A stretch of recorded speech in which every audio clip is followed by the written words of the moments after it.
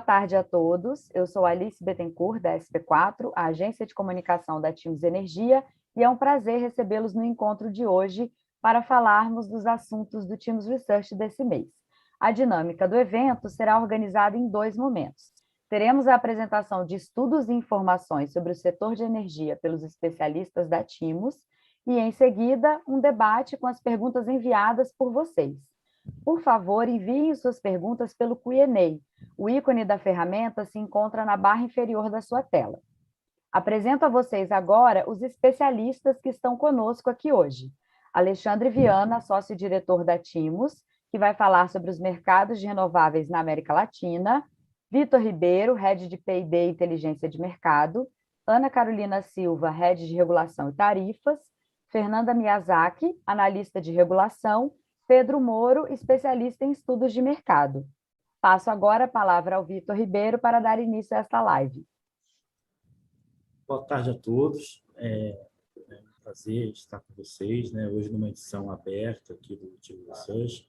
Só vou dar rápidos comentários sobre como é o relatório mensal, que tem uma live. Ele é composto por um artigo de destaque que hoje o Alexandre vai apresentar, que é sobre os estágios de desenvolvimento do mercado de energia renovável na América Latina. Existe um outro tipo de artigo que é internacional, que eu vou comentar sobre os eventos climáticos, impacto na operação, e um artigo de inovação, que hoje a Ana Carolina vai comentar sobre a tarifa nodal.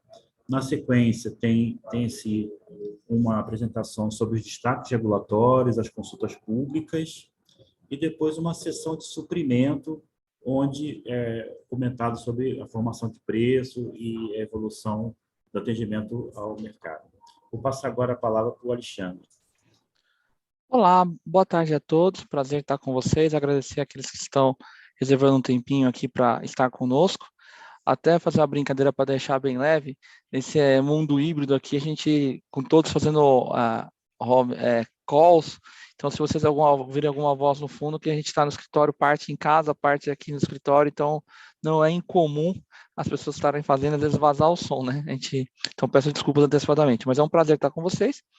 E a ideia do artigo deste mês, o artigo principal, é comentar um pouquinho sobre o estado, os diferentes estágios dos mercados latino-americanos de energia renováveis, E a ideia foi, por que descrever sobre isso, Porque tem alguns motivadores, Primeiro, motivador, aí a Timos é uma das principais casas do Brasil de transactions em energia renovável, Então, a gente faz muita autoprodução aqui para os nossos clientes, tanto clientes que são parte da gestão, quanto clientes que, às vezes, não são clientes da gestão, mas nos contratam por causa desse expertise. Então, a gente tem uma grande penetração nesse mercado.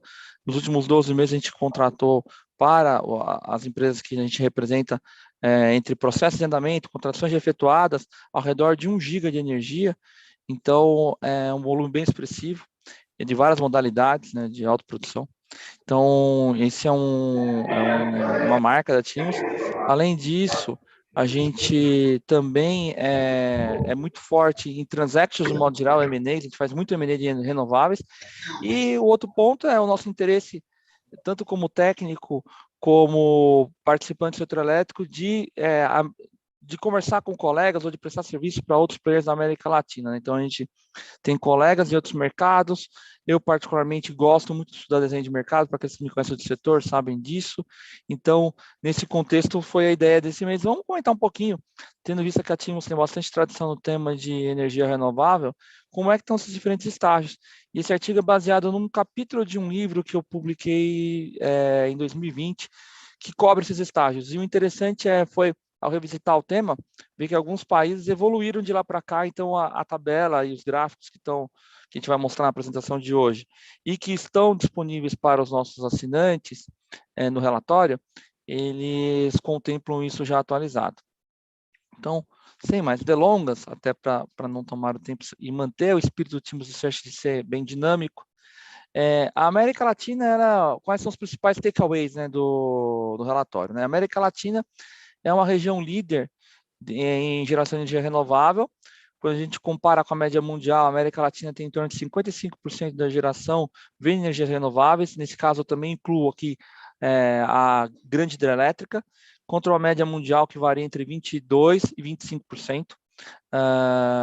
Um ponto interessante é que em vários países da América Latina, desculpe, vários países do mundo, grandes renováveis, grandes fóruns, as grandes renováveis às vezes não são consideradas as hidrelétricas como como renovável, né? As grandes hidrelétricas.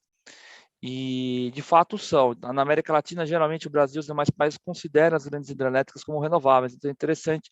E o ponto nas grandes arenas internacionais de discussão é por causa da questão dos reservatórios. Mas aqui na América Latina, todos nós consideramos, os países latinos consideram as grandes hidrelétricas como renováveis.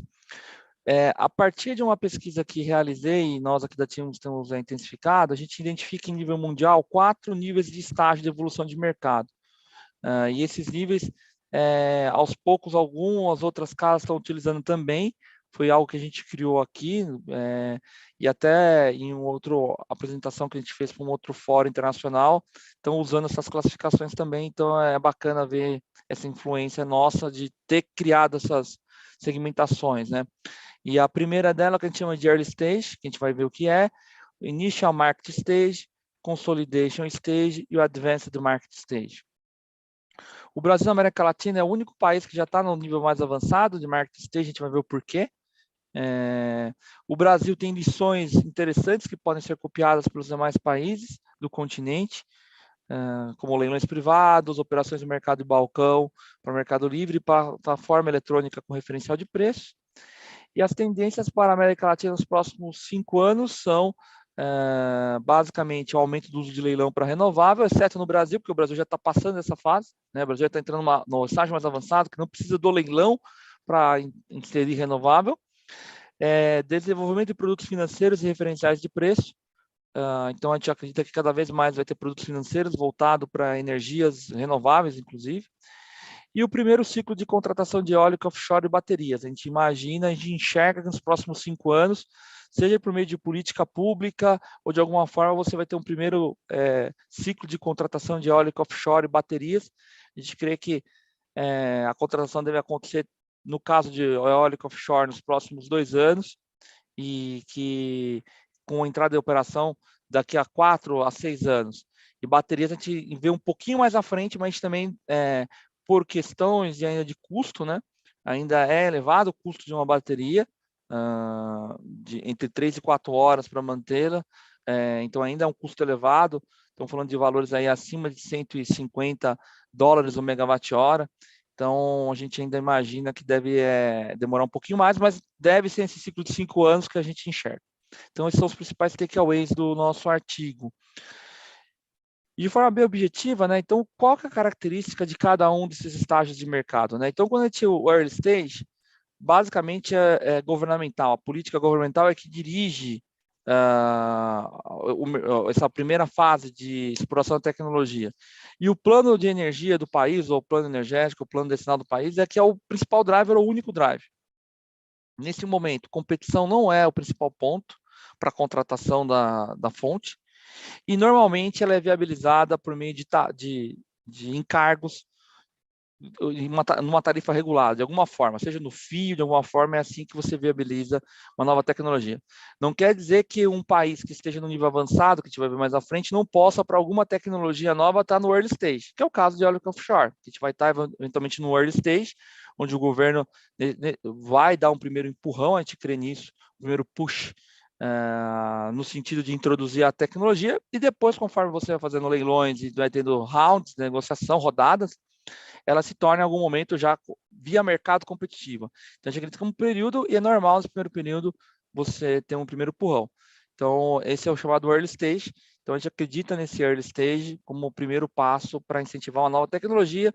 Falando de renováveis de um modo geral, podemos dizer que, principalmente no caso brasileiro, eólica e solar, já estamos no estágio avançado, mas no early stage, essas duas tecnologias, em algum momento, foram basicamente viabilizadas por meio de políticas públicas, e hoje já não é necessário mais. O segundo estágio, que a gente chama de Initial Market Stage, o governo ele tem um papel ainda relevante, mas ele está mais no sentido de atrair o player privado. No early stage, ele é basicamente o governo fazendo push. Aqui já no initial market stage, o governo ele ainda é muito relevante, mas ele está mais no sentido de atrair o player privado. O Plano Nacional de Energia, ele não é o único driver, ele é um driver importante. Então, no early stage, ele é o único driver praticamente, e no initial market stage, ele é um key driver, né? Não é o único driver. Você, normalmente, na experiência internacional, se usa leilões, normalmente reversos, para incentivar uma competição. Então, isso não foi só no Brasil, no resto do mundo também. E eu tive a oportunidade de apoiar em alguns estudos para outros países do mundo, em outros locais, Sudeste Asiático, África, América Latina, é o mesmo caminho, né, que você observa sendo feito. E as renováveis, elas entram como parte da tarifa. Então, ainda é uma questão, de alguma forma, subsídio você tem nesse initial market stage. Quando você vai para o consolidation stage, que é a fase 3, o governo ainda é relevante para empurrar ou para dar estímulos renováveis, mas ele não é a única força. E os leilões regulados, eles combinam com políticas de mercado ou com operações de mercado OTC, no Mercado Livre. Então, já existe um mercado livre, um mercado bilateral de PPA. Então, essa é a consolidation stage. E as renováveis passam a ser parte da tarifa dos consumidores regulados e livres, mas não mais somente com uma lógica de encargo, mas já olhando como parte de preço de energia, um componente de energia. Então, a componente econômica ela ganha peso. Então, você já começa a ver uma cara de mercado consolidado aqui, né? Desculpe, vou voltar aqui. Perdão. Então, o Consolidation Stage você já tem uma cara de mercado. E, por fim, no Advanced Market Stage, a política governamental ela fica marginal, ou seja, muito pontual. As negociações bilaterais, seja de balcão ou de bolsas de energia, ganham peso. No caso brasileiro, a gente não tem uma bolsa de energia ainda, mas a negociação de balcão já é muito forte no Brasil, né? Então, a negociação bilateral é o principal ambiente de comercialização das renováveis. No Brasil, a gente já vê isso. E elas são competitivas em preço e não tem uma especial diferenciação em termos de preço. Elas já são competitivas e elas conseguem a mercado plenamente competir e vencer. E é o estágio que a gente crê que o Brasil está. Então, essas são as conceituações dos 4 estágios que a gente pode, então, classificar os países e enxergar as suas evoluções. Aqui nós temos, então, a gente pegou esse framework criado por nós e aplicamos os países da América Latina. Então, a gente vê como early stage, e aí no Teams Research tem mais detalhes sobre esses países, Bolívia, Costa Rica, Equador, Haiti, Honduras, Nicarágua, Panamá, Paraguai e República Dominicana. São países que, quando você discute renováveis ainda, é muito mais como uma lógica de puro governo, como driver de uma necessidade, mas você não tem ainda um mercado. Em algum deles é até compreensível isso, como o caso do Paraguai, que você já tem a Ipu e a Ceretá, não faz sentido por tamanho de escala você incentivar mais renováveis, porque já basicamente essas 2 usinas atendem plenamente o país. Tudo bem que o Paraguai é uma exceção, mas em outros locais que são mercados pequenos, também você vê o governo sendo o primeiro push das renováveis e ainda não há um mercado nesses lugares, então o early stage. Então, quando se fala de renováveis nesses países, normalmente ainda é uma política governamental com um driver muito mais de não emitir do que uma lógica de mercado, de redução de preços ou de custos. No initial market stage, são países que já fazem leilões e já tem algum cheiro de mercado. Então, são países que promovem leilões para renováveis em algum momento. Então, a Argentina promoveu alguns leilões, a gente pode até discutir se eles foram bem sucedidos ou não, mas foram feitos leilões. A Colômbia já fez 2 leilões, um não foi bem sucedido, o segundo foi muito bem sucedido, combinado com algumas operações privadas, e deve caminhar agora para um 3º leilão. El Salvador, Guatemala, Jamaica, México, Peru e Uruguai, de alguma forma, possuem em algum momento ou leilões ou alguma política mais pró-mercado. No caso, Jamaica, México, Peru e Uruguai fizeram leilões, realizaram certames para a contratação de renováveis. Então, já tem um começo de um cheiro de mercado ali, né? E o Consolidation Stage, que tem a América Latina e o Chile, que é um país já bastante avançado em uma série de políticas, ainda tem espaço para avançar no mercado bilateral de PPA para renovável. Já há PPAs privados de renováveis, mas ainda é no pequeno volume. E comparado com o Brasil, que já está no Advanced Market Stage, onde você já consegue, via mercado, fazer operações de diferentes períodos, curto prazo, longo prazo, diferentes produtos, estruturar a autoprodução, ver várias alternativas de energia renovável. Então, o Brasil já está no estágio bem avançado, o que é bem positivo, né, na América Latina. E mesmo em nível mundial, o Brasil está bem avançado. Acho que a principal falha, a meu ver, do Brasil em desenho de mercado, ou a ausência de um elemento, é não ter uma bolsa de energia ainda, que eu acredito que vai demorar um pouco, mas do resto, o Brasil, em termos de renováveis, ele está bem avançado, é um mercado bastante consolidado, os principais players do mundo estão no Brasil, e os que não estão vindo para cá. Então, a gente aqui na Timos apoia muito o processo de empresas virem para o Brasil, discutindo o mercado. Os players que não estão no Brasil estão vindo para cá. Então, o Brasil tem uma posição nesse ponto bastante privilegiada.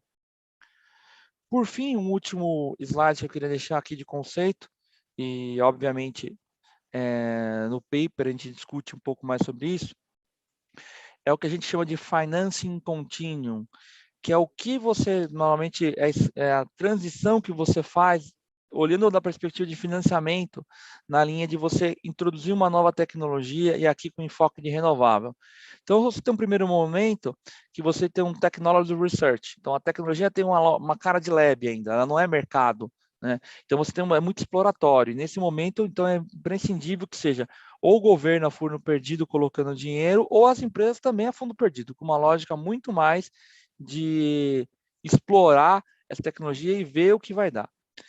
Passar nesse estágio, você tem o que chama de Technology Development, onde ainda tem governo e empresas colocando algum dinheiro a fundo perdido, mas também já aparecem os Venture Capital e os Private Equity discutindo essas tecnologias com nichos específicos e também com volumes alocados específicos de dinheiro ali. Depois disso, que a tecnologia começa a se desenvolver e a maturar, você tem o que a gente chama de Manufacturing Scale-Up, que é um momento de que você, de fato, vai escalar, aumentar o volume de investimento e a tecnologia já começa a ter uma lógica de mercado. Nesse momento, o Venture Capital e Private Equity ainda participam, mas você já começa a ver operações de mercado pura e fusões e aquisições. E, por fim, você tem o Rollout Asset Financing, no qual o mercado é muito dinâmico, você consegue captar recursos, fazer flipar projetos, é uma coisa bem dinâmica. Então, a gente imagina que todas as tecnologias vão caminhar com esse flow, né? Tende a usar esse flow do ponto da perspectiva financeira, sendo que a gente acredita que as próximas duas tecnologias mais candidatas e que a curto prazo de sair de um technology research para ir para um technology development seria, no caso, baterias e também eólica offshore. Então, a gente acredita muito que essas duas tecnologias vão aparecer de forma forte no mercado brasileiro nos próximos anos. Eólica offshore, particularmente eu, Alexandre Viana, acredito que é uma aposta mais certa, tendo em vista o interesse das petroleiras, de grandes players e também até mesmo do governo, e analisando e conhecer essa tecnologia é muito interessante, tendo em vista o que deve também acontecer de desenvolvimento em outros locais do mundo. Então, uma visão de transição energética é muito positiva e esse normalmente é o flow de uma perspectiva de financiamento. Por fim, senão meus colegas do Timos Research vão ficar bravos comigo que eu vou roubar todo o tempo. É uma pesquisa de mercado que a gente fez de PPAs na América Latina, com início em 2025, com PPAs de 15 anos, né? Então, a gente está vendo aí Brasil com PPAs na casa de $35, Chile na casa de 33, sem sistema de baterias para dar sustentação, com sistema de baterias o preço vai para algo em torno de $42. Colômbia é um mercado ainda caro, é um mercado novo em renováveis na América Latina em comparação aos demais, que a gente está se mostrando aqui, $50. México, um bom número, está em torno de $38 o megawatt-hora. Estou olhando aqui numa perspectiva privada, tá? Não numa perspectiva de leilão público, perspectiva de um PPA privado. E Argentina, um número de $40 é uma boa referência. Então, essas são pesquisas bem fresquinhas que a gente fez, inclusive algumas hoje, conversando com colegas que estão nesses mercados, pegando números frescos, mas, logicamente, uma referência, considerando o principal hub de negociação, uma série de simplificações, uma operação firme, você pode, eventualmente, conseguir valores mais baixos do que esses, né? No caso do Brasil, certamente você consegue jogar esse número aqui para casa de $32, $33, até $31, a depender da operação. Antes do aumento do CAPEX, já estava mais próximo de 29 a 31 dólares. Agora, depois dessa subida de CAPEX recente, os preços ficaram mais na casa entre 33 a 35. Considerações finais, então, do artigo. O nosso continente tem muito espaço ainda para renovável, pode ser um líder em nível mundial. O Brasil é o único país da América Latina que está nesse estágio avançado. Engraçado, quando eu fiz o artigo há 2 anos atrás, o artigo inicial, né, que inspirou esse para o livro, ele estava no estágio de consolidation. Hoje o Brasil já está no estágio avançado, hoje é muito forte a entrada de renováveis no Brasil via mercado, sem nenhum tipo de estímulo. Então, o Brasil já se consolidou, já é um mercado avançado, e num processo de transição energética que é complexo e demanda não somente criar um papel de mercado, mas também uma combinação de políticas públicas. Então, a gente reforça no artigo o papel do governo de criar leis e regulações que incentivem a adoção de novas tecnologias, e novamente a gente aposta nessas duas como mais promissores, que é bateria utility scale e eólica offshore, que obviamente é um artigo para a América Latina, depende do país, se isso é possível ou não. No Brasil, certamente a eólica offshore e baterias vão ter aí bastante espaço. Tá? Então, esse foi o nosso artigo. Espero que tenham gostado dessa apresentação, para ter um espaço depois para perguntas, uma provocação inicial. Agradeço aqueles que estão participando com a gente hoje. Passar então aqui para o Vitor, a bola para ele. Obrigado, Vitor, pela oportunidade de participar do Teams Research desse mês. Obrigado, Alexandre. Eu que agradeço. Aí aproveito para relembrar aqui o nosso ouvinte, né, que estão nos assistindo, que ao final será aberta uma sessão de perguntas. Alice vai fazer perguntas. Eu vou apresentar agora, que é o artigo internacional, que é sobre mudanças climáticas e a prevalência da geração não síncrona. A gente traz uma perspectiva internacional. O que tem sido visto? Tá? A gente tem percebido mudanças climáticas, os eventos estão cada vez mais extremos, então, assim, aumento das inundações, mudanças no padrão de precipitação e a ocorrência cada vez mais frequente das heat waves, que são ondas de calor. Então, nessa edição de Team Research, no artigo internacional, trazemos várias ocorrências dessas ondas de calor que aconteceu em vários países e que tem afetado o fornecimento de energia elétrica. E como é que isso acontece? Baixa temperatura está acima de 6 graus ou 10 graus do padrão normal para que certos equipamentos dentro da geração termoelétrica não funcionem. Então, por exemplo, no Texas, nesse ano, 6 termoelétricas elas não conseguiram partir devido à temperatura estar acima do padrão normalmente que se usa. A água ela fica mais quente do que o normal, várias outras situações. O mesmo aconteceu na França, Paquistão, Índia, Noruega. Nós apresentamos essas séries de ocorrência, inclusive tem as listagens, né, desses eventos. E outro desafio para o operador, que é o aumento da geração não síncrona, né, que é o quê? Eólica e solar. As gerações de energia síncronas são as hidrelétricas e as termoelétricas, que elas têm uma inércia, né, rotacional, e esse tipo de geração ela permite uma recomposição do sistema mais rápido. Quando carga e geração eles se desequilibram, tem algum desencontro ou tem uma perturbação no sistema, a frequência do sistema ela cai, e as máquinas rotativas, como as hidrelétricas ou as termoelétricas, elas ajudam na recomposição mais rápida. E já virou um campo de estudo que a forte penetração das fontes não síncronas, que é eólica solar, ela aumenta o desafio aos operadores do sistema, porque essa recomposição ela demora mais rápido. E por que eu estou comentando isso, né? Em 2020, teve um famoso blackout na Califórnia, que foi iniciado com ondas de calor, né? Que foi seguido de incêndios. Essa onda de calor ela aumenta a demanda de forma repentina, né? E o operador ele já contava com uma forte penetração de fontes eólica e solar, mas não tinha fontes despacháveis. Então, nesse ciclo, aconteceu os apagões. E naquela época, tinha uma interpretação assim, foi uma tempestade perfeita. O que acontece é que a mudança desses padrões climáticos estão sendo percebidos cada vez mais, isso acende uma luz vermelha para os operadores que esses eventos poderão ficar cada vez mais frequentes.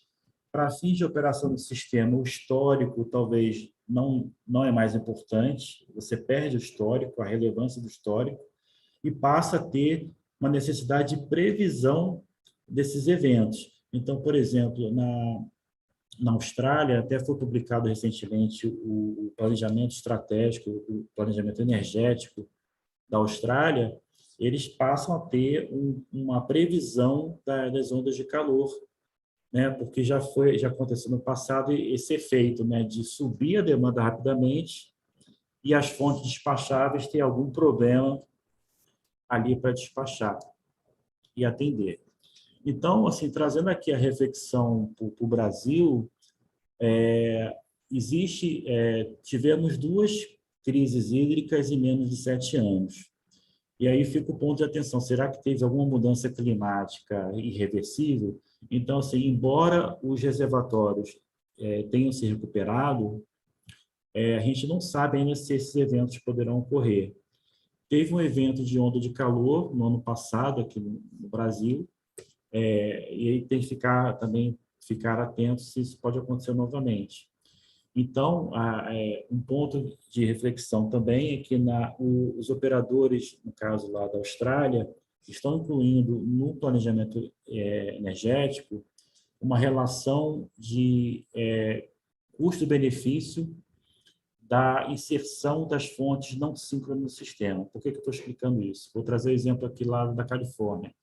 A Califórnia tinha fortes, agressivas metas de descarbonização. Então, eles desmobilizaram algumas usinas nucleares, usinas termoelétricas, e aí, quando aconteceu esses eventos eventos climáticos, teve os incêndios, teve as ondas de calor, não tinha fonte despachável para recompor o sistema. Então, a Austrália, percebendo isso, está colocando no seu planejamento esse índice de custo e benefício da inserção, né? Então, eu ganho, por um lado, pela descarbonização, ela tem um preço mais baixo, elas são imbatíveis, mas, por outro lado, a recomposição do sistema ela demora mais, inclusive nesses eventos extremos aqui de eventos climáticos. E aí, para fechar aqui a conclusão, foi aberta uma consulta pública aqui no Brasil, justamente para debater como as bases de dados, né, elas poderiam ser atualizadas vis-à-vis esses novos eventos climáticos. E um ponto que pode trazer no futuro é uma discussão assim, de revisão de garantia física de hidrelétrica. Será que o padrão de chuvas mudou para sempre? Né? Vai ter esse tipo de discussão.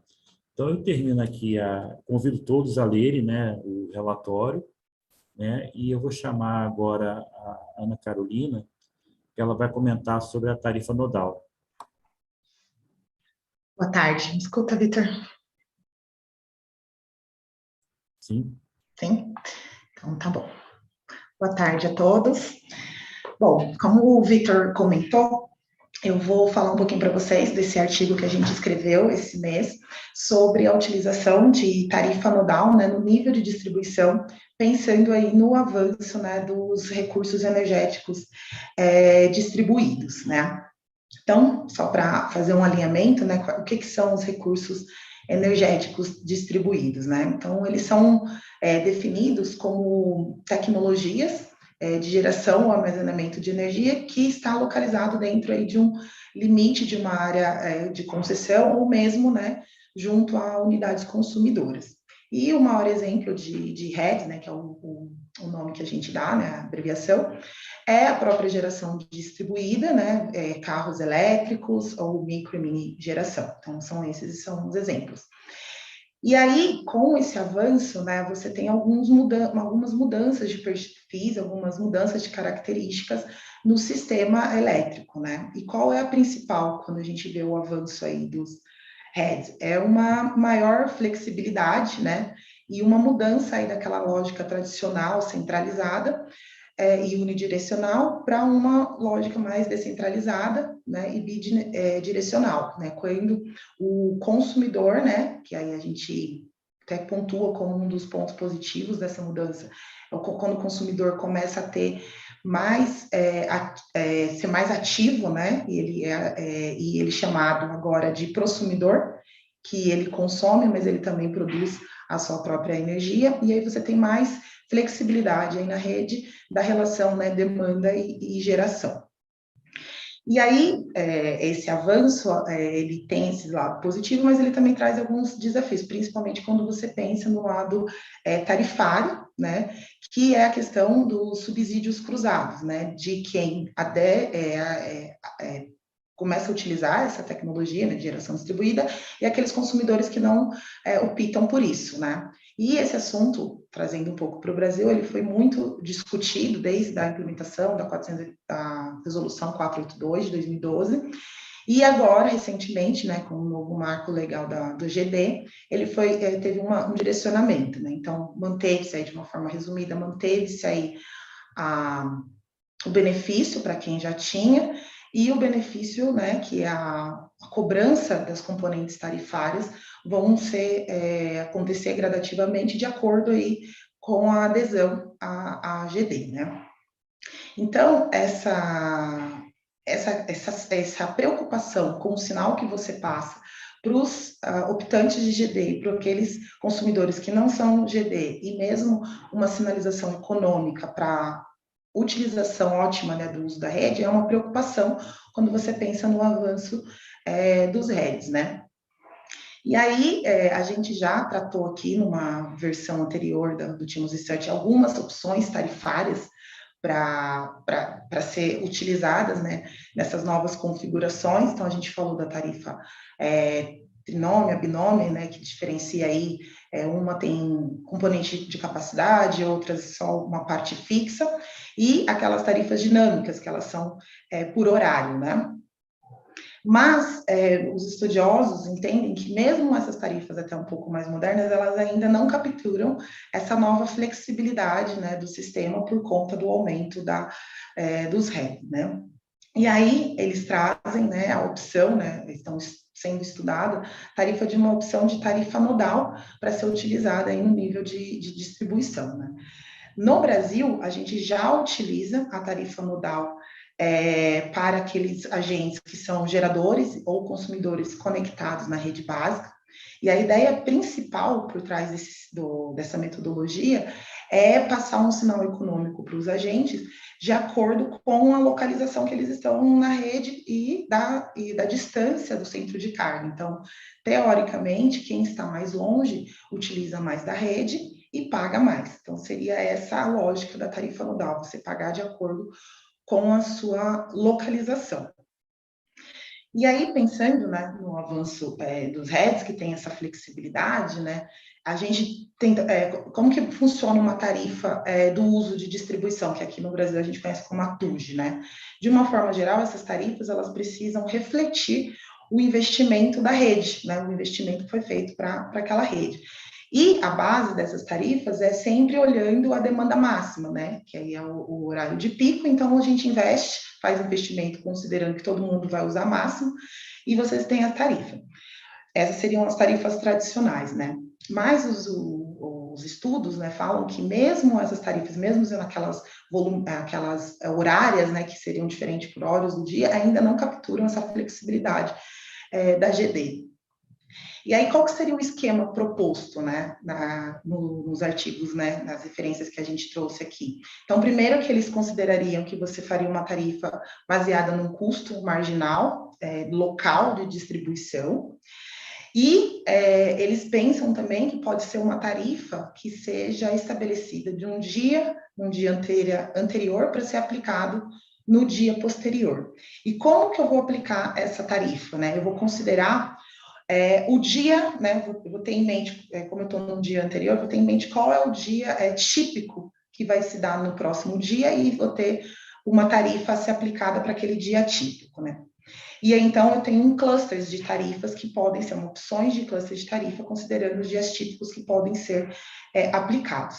E aí, o ponto central aí é como eu defino esses dias típicos, né? Então, essa seria a grande diferença aí do cálculo dessa tarifa. Esses dias típicos, eles são considerados por localização, então você pode ter diferentes tarifas dependendo da localização, né, do local, e vai considerar o quê? As condições climáticas, que são diferenciadas e que interferem também, né, até na geração fotovoltaica, e também as condições da rede, locais da rede. Por quê? Porque a rede ela pode ter diferentes condições, né? Por exemplo, mais energia ativa ou reativa, ou mesmo os níveis de geração distribuída que você tem naquelas localizações, níveis diferentes de perdas técnicas ou próprias outras limitações da rede. Então, baseado nessas premissas, você constrói tarifas que vão passar sinais econômicos para os agentes utilizar a rede, né, de uma forma mais eficiente, né? E aí, só para ficar um pouco mais palpável, você compararia esse tipo de tarifa com as tarifas tradicionais. Então, as tarifas tradicionais, mesmo as mais modernas, né, que são as horárias, qual que é o sinal, né? Baseada na demanda máxima, ela vai indicar que um certo horário a tarifa é mais barata, e aí o que tende a acontecer? Tende que os consumidores vão usar mais a rede naquele horário que a tarifa é mais barata. Então, num segundo momento, né, o que tende a acontecer? Você deslocar o horário de pico. Então, a forma como as tarifas são calculadas hoje, você teria, num segundo momento, uma tarifa mais cara para aquele horário, e aí você vai estabelecer essa tarifa para todos os usuários da rede, naquele horário mais caro. Só que quando você tem a geração distribuída, os REDs, não necessariamente todo mundo precisaria ter uma tarifa mais cara naquela localização, porque você pode ter uma concentração maior de geração distribuída ali, de geração, e aí não precisaria ter uma tarifa tão cara. Então, resumindo, né, entende-se que a tarifa nodal por localização, ela refletiria melhor um sinal econômico, tanto para incentivar mais, né, a GD, quanto para aqueles consumidores que não aderirem a esse novo sistema, e também conseguiria direcionar melhor os investimentos para a rede, ou seja, otimizando aí o uso da rede, né? E o que seria o desafio da implementação de uma tarifa como essa? Seria a digitalização, tecnologia, porque você precisa de uma tecnologia muito avançada para chegar em um nível, né, de granularidade, de obter informações, né, e chegar no nível de granularidade tão específico que seria essas tarifas. Então, esse é o desafio, claro, algumas questões regulatórias, mas os especialistas apontam que a tecnologia, né, o avanço da tecnologia seria o maior desafio. Pensando em Brasil, aqui só para concluir, né, a ANEEL ela já debate assim, esse avanço do RED, né, e foi discutido isso na tomada de subsídio 11 de 2021, então já se tratou desse assunto aí, quais seriam os desafios para esse avanço dos recursos energéticos distribuídos, e a tarifa nodal, ela foi tema, né, dessas discussões. Então, se trouxe alguns exemplos, né, se vocês tiverem mais curiosidade, alguns exemplos internacionais, de estudos, né, que estão sendo feitos internacionais sobre isso, e a gente vê isso como um lado positivo, né, porque hoje no Brasil a gente ainda nem tem a tarifa binômia, mas é interessante que a ANEEL já está trazendo essa pauta. E também, né, a ANEEL, como a gente disse em outras versões do Últimos Research, né, o Sandbox, né, tarifário, é um projeto da ANEEL que está sendo implementado com participação das distribuidoras para a criação, né, para testes de tarifas diferenciadas, né, tudo para estar preparados para essa nova configuração. Então é isso, espero que vocês gostem do artigo. Estou aberta a perguntas. Passo a palavra para o Vitor, novamente. Obrigado, Ana Carolina. Realmente é muito importante, com o avanço dos recursos já distribuídos, a tarifa vai precisar avançar sem dúvida. Eu vou chamar agora a Fernanda, que ela vai comentar sobre os destaques regulatórios. Obrigada, Vitor. Boa tarde a todos. Mais uma edição do Teams Research e, como de costume, nós trazemos aqui alguns atos regulatórios de destaque do mês. E, nesse sentido, envolvendo o mês de junho, nós tivemos a publicação das diretrizes para a realização do leilão de reserva de capacidade na modalidade de energia de reserva, o LRCE, após um período de contribuições via consulta pública, a consulta pública 126, aberta pelo Ministério de Minas e Energia, e também tivemos a abertura da consulta pública 129, também aberta pelo Ministério, com uma proposta conceitual das diretrizes para a valoração dos custos e benefícios trazidos pela MMGD, a micro e mini geração distribuída. E aí, em relação a esse primeiro, né, o LRCE, acho importante contextualizarmos brevemente esse tema, apesar de ter sido pauta de diversas outras edições do boletim, mas, rapidamente, essa obrigação de contratação desses empreendimentos advém da Lei 14.182, do ano passado, a Lei da Privatização da Eletrobras, que, de maneira geral, ela determinou, né, a contratação de 8 GB de empreendimentos termoelétricos a gás natural via leilões de reserva de capacidade.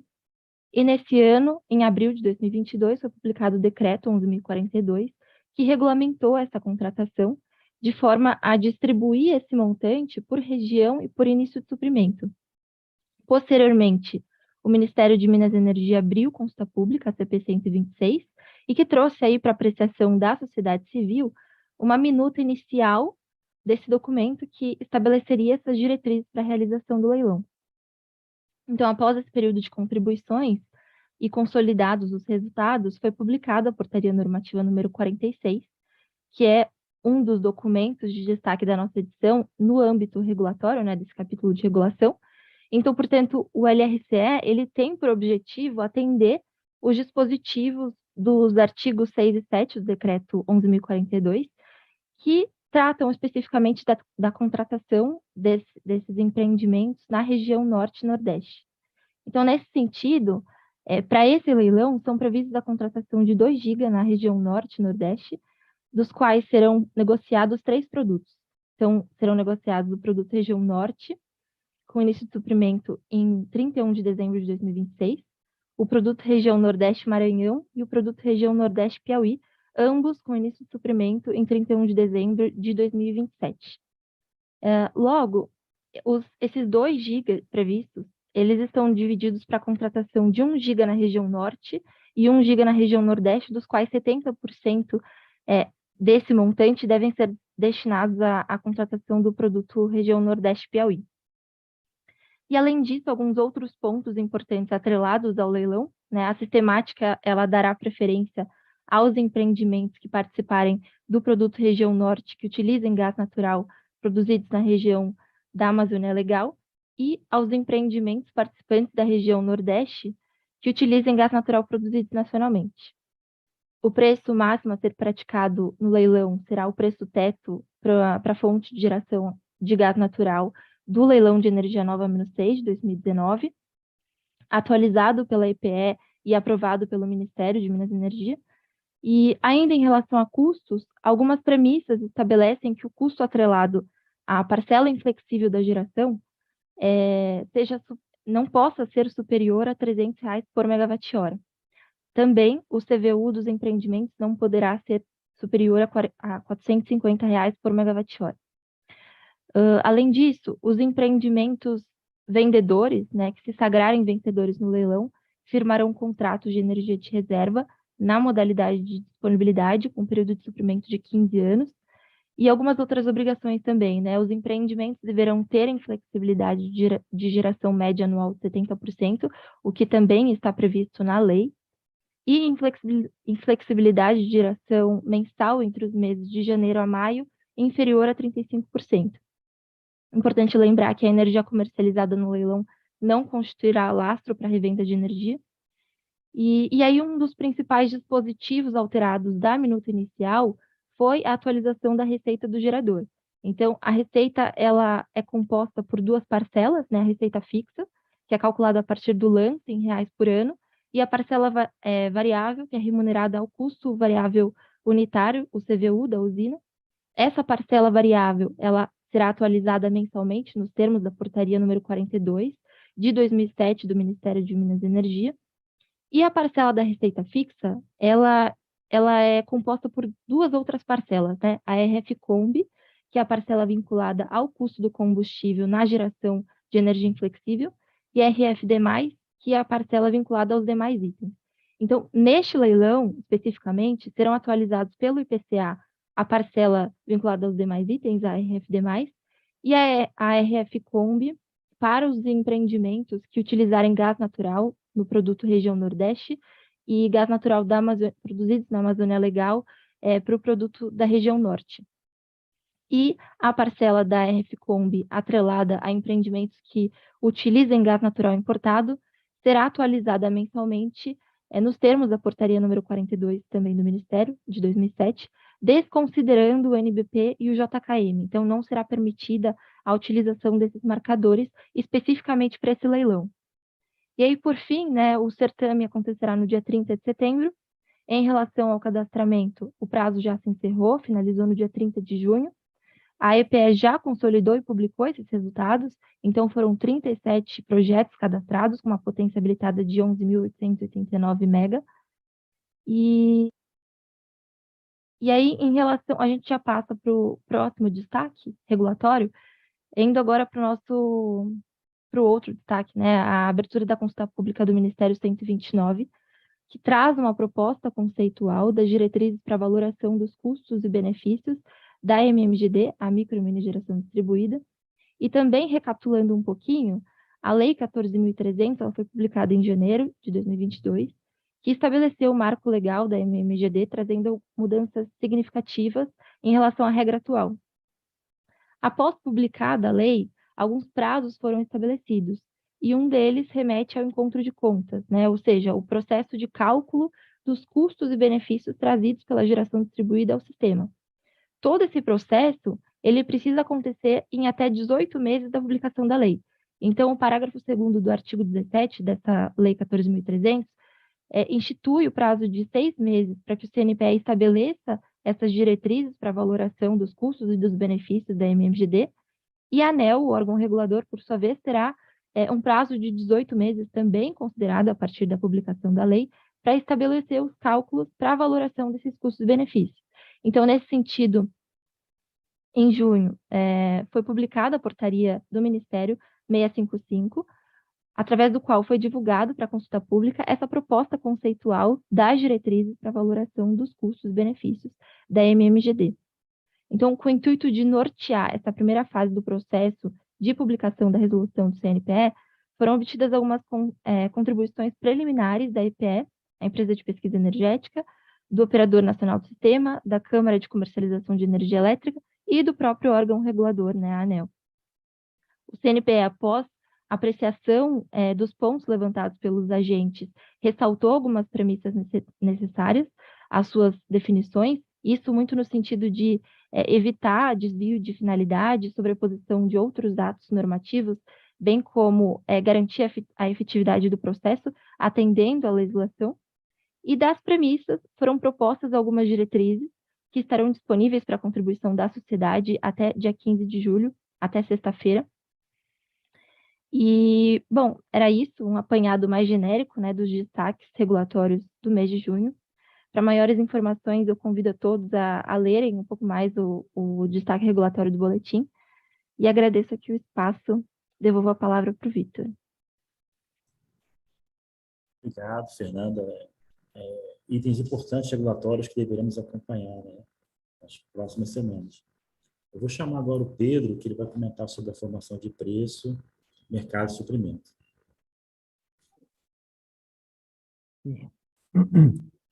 Boa tarde a todos. Hoje eu vou substituir um pouco o Gustavo, né, comentar sobre as condições do sistema e a nossa projeção de PLD. Tá? Então, iniciando com as nossas condições do sistema e um pouco histórico do junho, né, como que foi o junho. Primeiro, em relação ao PLD, o PLD se comportou no piso, né, para os 4 submercados. Então, sem nenhuma surpresa, né, isso já vem acontecendo desde o começo do ano. Tá? Um pouco sobre a ENA e meteorologia em relação a junho, como que realizou. Então, foi positivo, né? A gente teve alguns eventos no sul, tá, de chuva, contribuíram bastante, tá, para a operação e para os reservatórios. Sobre o fechamento de ENA de junho, a gente tem um sul fechando com 235% da MLT, tá? Sudeste 74%, Nordeste 64% e Norte 80%. Tá? O destaque vai mesmo para o Sul, com essas frentes de chuvas que passaram durante o mês de junho. Tá? Sobre a carga, de novo, nessas frentes, elas contribuíram também amenizando a temperatura. Tá? Então, a carga ela realizou um pouquinho abaixo do que o operador estava prevendo, né? Então, de forma geral, assim, sem nenhum impacto muito significativo, mas a carga realizou um pouquinho abaixo. Tá? Falando sobre os reservatórios de operação de junho, né? Reservatório foi bem positivo, ele se comportou de lado, né? Agora, no final de junho e início de julho, que o reservatório começou a cair um pouquinho mais rápido, tá? Mas, de forma geral, foi uma operação muito boa. Falando sobre a condição inicial do reservatório agora para julho, né, a gente tem o Sudeste com 65%, bem positivo comparando com os últimos anos. Tá? E os outros 3 submercados acima de 90%, né? Então, Nordeste, Norte e Sul, com o reservatório iniciando julho acima de 90%. Agora, já entrando nas nossas simulações, né, nas nossas rodadas de PLD até dezembro, primeiro falando sobre as nossas premissas, né, de meteorologia e ENA. Sobre meteorologia, não tem nenhuma frente significativa, né, para o próximo mês e até para o mês seguinte. Então, sem surpresa, né, agora no período seco, realmente as frentes ficam com uma frequência bem menor. Tá? O nosso cenário de ENA, né, como de costume, tem uma tendência para o cenário base, o Sudeste, 75%. O nosso cenário baixo, né, o cenário úmido, o Sudeste com 80% e o seco tendendo a um Sudeste com 70%. Né? Então, é 70%, 75% e 80%. Falando um pouco sobre nossa premissa de transmissão, né? Tem uma linha importante entrando só em novembro, tá? Que é Xingu Serra Pelada. Essa linha ela vai contribuir bastante com a transmissão do Nordeste e do Norte para o Sudeste, tá? Mas, de forma geral, agora para o final do ano não tem tanto impacto. No ano que vem, no primeiro semestre, aí sim vai ter um impacto, vai contribuir mais, tá? No período úmido do Norte. E aí, já entrando nos resultados da nossa projeção de PLD até dezembro, a nossa rodada base e a nossa rodada úmida, né, se comportaram no piso até dezembro, e a nossa rodada seca que saiu do piso, né, já saiu do piso a partir de agosto, em um valor de R$ 75,00 por megawatt-hora, e aí vai subindo até chegar em dezembro em um valor de R$ 185,00 por megawatt-hora. Falando sobre nossa projeção de GSF, a gente tem uma projeção anual em volta de 85%, tá? Para fechar o ano com 85% de GSF. E os cenários variam muito pouco entre eles, tá? Então, fica mesmo em torno aí entre 85% e 85,7%. Tá? E é isso. E aí eu já devolvo, fica de novo, né, o convite para ler o material, a edição desse mês. Tá? E passa a fala para o Vitor Opalice. Obrigado, Pedro. E chegando aqui ao final, né, da nossa edição, vou passar aqui para a Alice. A Alice vai ler algumas perguntas, não dá para responder todas, porque foram muitas, né? Alice, é contigo. Obrigada, Vitor. A primeira pergunta é para o Alexandre Viana, do Thiago Pistori. Ele parabeniza você pela apresentação, Alexandre, e pergunta como você vê as tecnologias relacionadas a hidrogênio verde em termos de desenvolvimento e implementação. Olha, ótima pergunta. Hidrogênio verde é um assunto que está bastante na mídia ultimamente, né?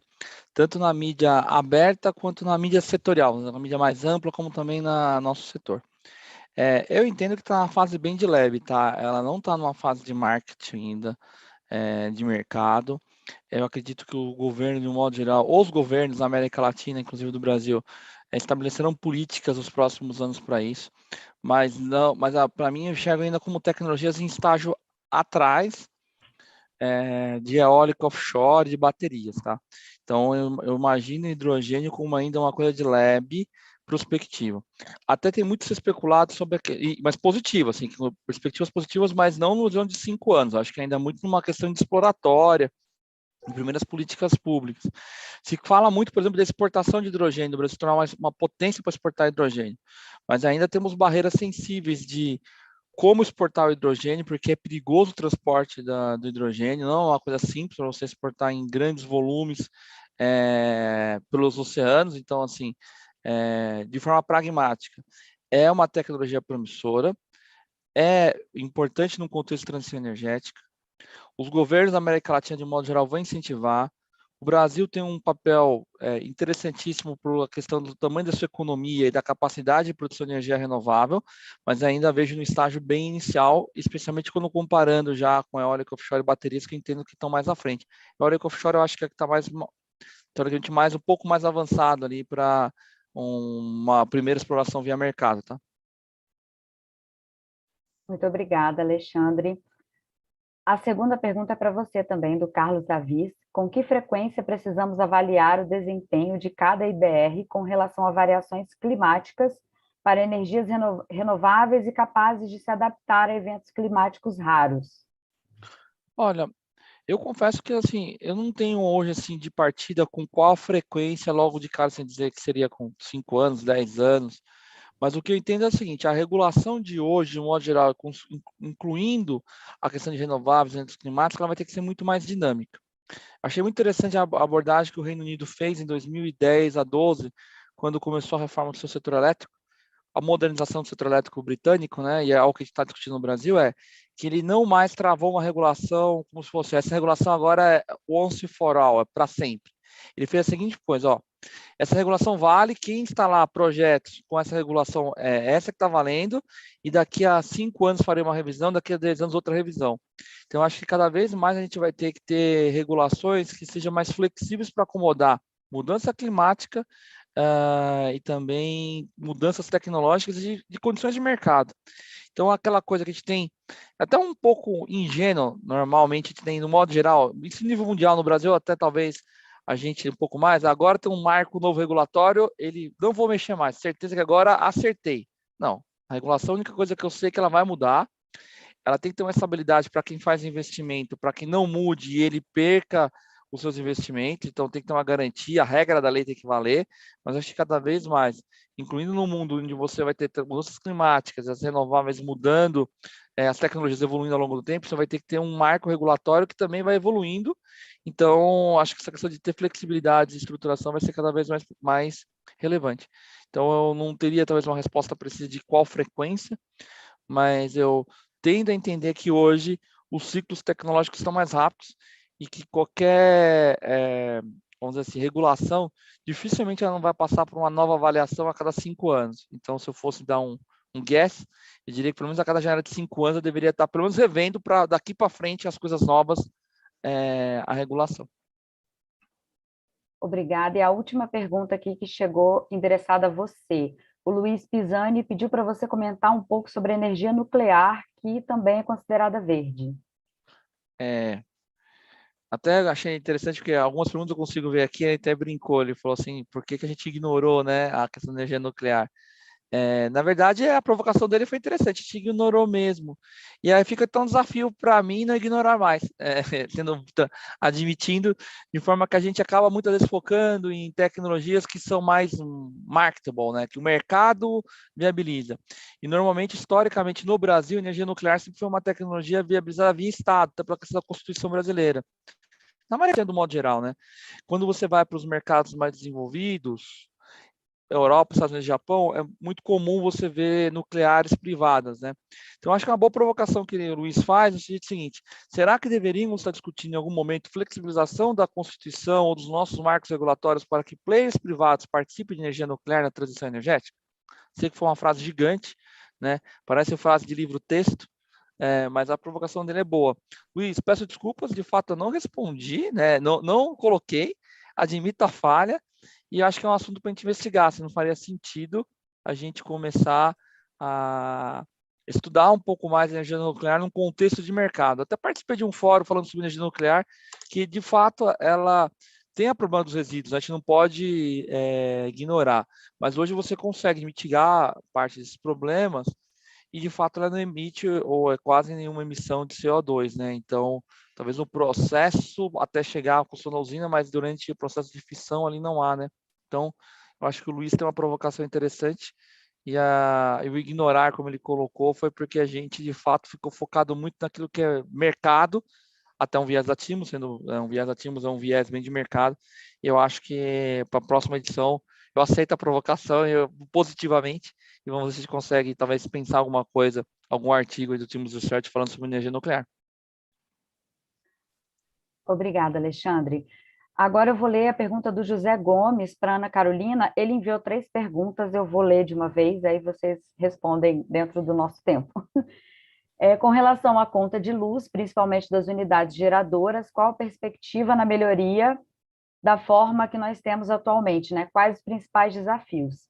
Também como o grafeno se posiciona hoje como insumo para a cadeia produtiva de geração solar, e se a eólica pode ser afetada em curto prazo por novos impostos, como é o caso da energia solar. Alice, confesso que me perdi. A pergunta foi para mim ou foi para Ana? Para Ana. Para Ana, desculpa, eu vou ler de novo a pergunta. Não, entendi. Eu vou passar para Ana. Eu fiquei na dúvida qual que se alguma delas era para mim, perdão.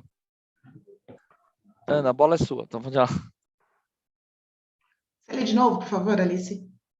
Claro. Com relação à conta de luz, principalmente das unidades geradoras, qual a perspectiva de melhoria na forma que existe hoje e quais os principais desafios?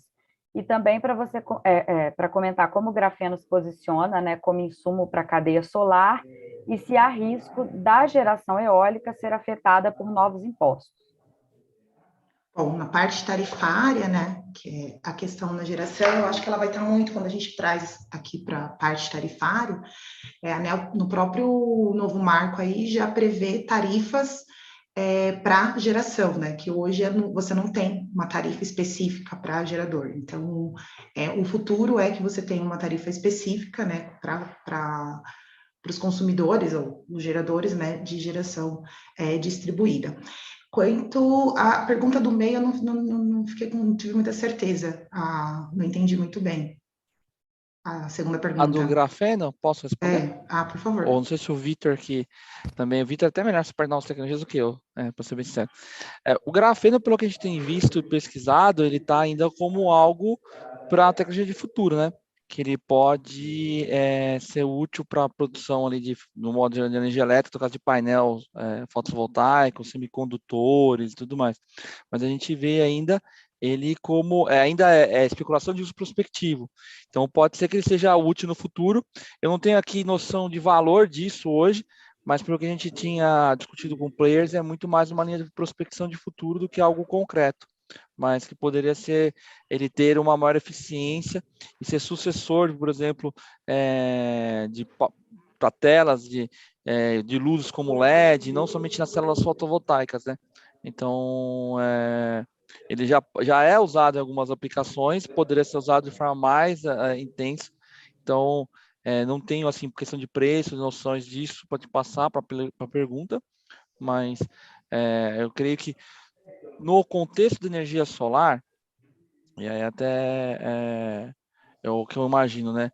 A gente vai ter muita evolução tecnológica, porque ela está bem na linha da eletrônica, né? Então, a energia solar, ao contrário quando você pensa em energia solar, é diferente das outras tecnologias. Você imagina uma eólica, né? Uma eólica você tem muito de engenharia mais clássica, vamos dizer assim, né? Ou a hidrelétrica, ou a termoelétrica com termodinâmica, então aqueles conceitos mais clássicos de engenharia da produção de energia elétrica. Quando você vai para a geração de energia solar, você está mais perto da fronteira da eletrônica, né? Então eu acho que o campo de evolução tecnológica ele é bem maior. Então, tentando dar alguma resposta objetiva, já há experimentos, já há utilização, ainda pode ser utilizado, e a expectativa, pelo que a gente tinha conversado com o pessoal que cobre isso mais de perto, é que vai poder ser usado em muito maior escala do que é usado hoje. E com preços melhores mais na frente, mais eficiência, né? E aí, de modo Obrigada, geral, uma Viana. última pergunta, eu imagino que solar é das tecnologias a que tem mais espaço hoje devido a essa eletrônica de potência, então talvez a que tenha maior espaço aí para... Certo, obrigada, Viana. Em relação às eólicas, né, tem a pergunta aqui se você acha que pode surgir novos impostos, novas taxas. Olha, aí eu vou fazer a brincadeira, né? Isso não é no Brasil, é no mundo todo, né? A criatividade do policymaker para criar tributos e impostos em qualquer lugar do mundo não é privilégio do Brasil, né? Então a gente critica muito o Brasil, mas quando você vê em nível mundial não é diferente. Eu acho que não, porque assim, até a pergunta faz uma comparação com a solar. Eu sei que é um polêmico o tema, porque no caso, muito está atrelado à GD, né? A gente sabe que a discussão da GD foi uma discussão bastante forte no Congresso, e agora tem um novo marco regulatório legal. Então, assim, eu acredito que não, até porque a eólica ela é utility scale, em utility scale fica mais claro percepções de mercado, então eu acredito que não, essa é a minha percepção, que não deve ser criado novos impostos ou encargos, ou uma mudança que afete mais, do ponto de vista de custos, a fonte eólica. Eu creio que a eólica, ela deve, de modo geral, né, as fontes renováveis, a maior mudança que teve ultimamente foi a questão do fim do subsídio, não falo subsídio, mas desconto da tarifa do fio de 50%, que já era previsto porque a fonte foi utilizada para todas as fontes renováveis até elas ficarem maduras e competitivas. Hoje elas são competitivas no mercado. Então eu creio que a mudança que pode ter agora, na verdade, é no sentido contrário, de algum momento você criar algum mercado de carbono, onde essas fontes, inclusive a eólica, possam vender certificados de forma mais perene. Então, eu vejo por um outro sentido, eu vejo mais no sentido de receitas adicionais do que de novos impostos. Tá? Posso estar equivocado, mas essa é a minha percepção, Alice. Obrigada, Alexandre. Pessoal, vou fazer a nossa última pergunta, porque o nosso tempo já está se encerrando. A pergunta é da Virgínia Parente. Ela diz aqui que as nucleares de pequeno porte, né, modulares, estão sendo consideradas, tendo em vista as mudanças climáticas e por serem mais seguras, e ela parabeniza também a todos pelo evento. Obrigado, Virgínia. Virgínia é uma pessoa muito querida do setor elétrico. Bom, eu, de forma objetiva, acho que essa pergunta vinculada com a outra, né, que agora não lembro se foi o Luiz que fez, né, de ter ignorado, eu concordo com ela, na verdade, assim, admitindo a falha, a gente estuda pouco nuclear no Brasil, porque a gente tem um driver que sempre é uma força de Estado. Então, uma boa provocação para a gente investigar nos próximos tipos de research, talvez trazer um artigo, ou eu, ou o Vitor, ou o Giovanni, o pessoal, a gente escrever alguma coisa, pesquisar como que a gente poderia, o que teria que mudar na Constituição, porque também tem uma questão regulatória legal aí, né, na Constituição, para eventualmente incentivar um mercado de pequena nuclear no Brasil. Seria um assunto polêmico, já adianto, tá? Porque no Brasil esse assunto de nuclear é polêmico, bem polêmico. Em nível mundial, né? Mas eu acho que pode ser uma provocação interessante, porque num contexto de transição energética, pode ser uma fonte que dê energia ali estável e segura em termos de geração de energia. Obrigada, Alexandre. Eu vou devolver a palavra para o Vitor, para ele fazer as considerações finais. Vitor, se você quiser comentar alguma das perguntas também. Não, obrigado. Eu até, questão de tempo, não comentei, mas a tendência é das nucleares de pequeno porte, está sendo discutido bastante, né? E, inclusive na parte de tratamento dos resíduos também, menor resíduo, é uma tendência mundial. E aí se encaixaria perfeitamente no que o Alexandre falou, né? Uma discussão futura em flexibilizar, né, a concessão, a autorização de pequenas centrais nucleares. Bom, eu gostaria de agradecer a todos, né? Teve uma grande audiência hoje, né? Agradeço as perguntas. Convido a todos a assistirem o vídeo depois e ler o último research. Muito obrigada. Muito obrigada a todos pela presença. Lembrando que a gravação desse encontro será enviada para vocês por e-mail.